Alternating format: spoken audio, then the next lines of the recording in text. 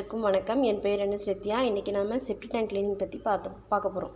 செப்டி tank cleaning அப்படின்னாலே ஒரு van வரும், ஒரு நாள் ஃபுல்லாக அதை ஓப்பன் பண்ணி க்ளீன் பண்ணிக்கிட்டு அந்த மாதிரிலாம் இருக்கும். அப்படிலாம் இல்லாமல் இங்கே ஒரு பவுட்ரு வாங்கியிருக்கோம். அந்த பவுட்ரு பிரித்தா 2 பேக்கெட் இருக்குது.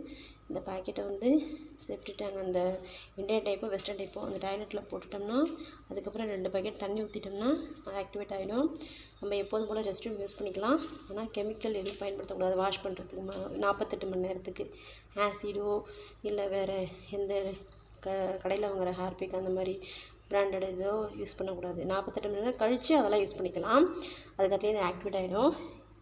செப்டி டேங்கில் உள்ள கழிவுகளை அகற்றத்துக்கு ஒரு மாற்று வழி அப்படின்னு சொல்கிறாங்க. இப்படி இந்த பிஃபோர் இப்படி இருந்தது, ஆஃப்டர் 3 மந்த்ஸ்க்கு இப்படி சுத்தமாகிடுதுன்னு சொல்கிறாங்க.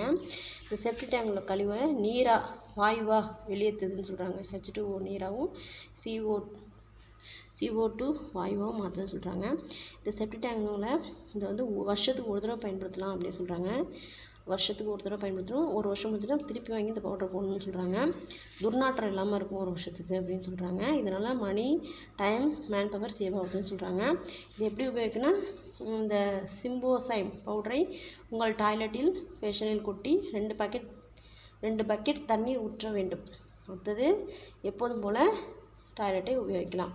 48 மணி நேரத்துக்கு எந்த கெமிக்கல் மற்றும் ஆசிட் உபயோகிக்க வேணாம்னு போட்டுருக்காங்க. விலை 1/4 கிலோ 399 போட்டுருக்காங்க. ஆனால் இதில் கொஞ்சம் கம்மியாக தான் கொடுப்பாங்க காசு நம்ம ஆர்டர் போடும்போது. இந்த விலாசத்தில் தான் நாங்கள் ஆர்டர் போட்டு எங்களுக்கு வந்துச்சு. முடிஞ்சால் நீங்களும் இதை வாங்கி பயன்படுத்தி பாருங்கள். நாங்கள் 1 வருஷம் ஆகிட்டு வாங்கி போட்டோம். ஸ்மெல்லாம் இல்லை, நல்லா தான் இருக்குது. அதனால தான் இந்த வருஷமும் அதை நாங்கள் யூஸ் பண்ணுறோம்.